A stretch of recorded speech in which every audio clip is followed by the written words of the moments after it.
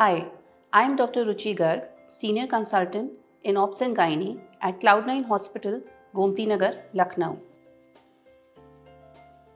Diabetes in pregnancy in an otherwise non-diabetic woman. Is it possible?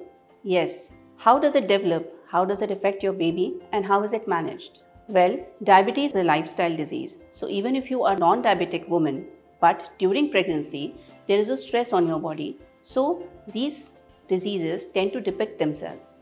How is it diagnosed?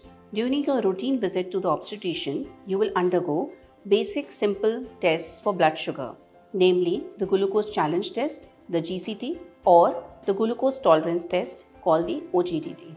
Either of these tests will be able to pick up the fact that you are developing diabetes in pregnancy, which is also called the gestational diabetes mellitus. Initially, if the blood sugar levels are only marginally raised, you will be advised the medical nutrition therapy, which means that an elaborate diet chart will be prepared for you and a basic exercise schedule will be also advised. You will be called back after a few weeks, and after this, if your blood sugar levels have come down to normal, then you will be advised to continue the same medical nutrition therapy for the rest of your pregnancy along with follow-ups. While in spite of the nutrition therapy, if your sugar levels are on the higher side, then you will be started on treatment.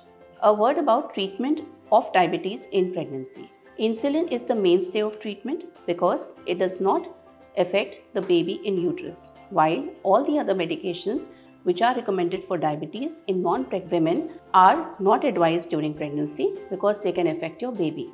Second thing one needs to understand is how does diabetes in pregnancy affect the baby. It can have very detrimental effects on the growth of the baby. It can result in babies with large birth weight. It can increase the amount of fluid around the baby called the amniotic fluid. This can result in preterm births. These babies are prone to developing jaundice after delivery. They are also prone to developing respiratory distress. Both of these things may need NICU admissions. These babies have also to be watched very closely after delivery for developing hypoglycemia, that is low blood sugar levels, especially in the initial few hours after birth. Thus, diabetes in pregnancy can be very detrimental for the baby, and a close watch is needed on the patient during the pregnancy as well as after delivery. One word of caution: if the sugars are not managed well during pregnancy, it can result in intrauterine death of the baby in the womb.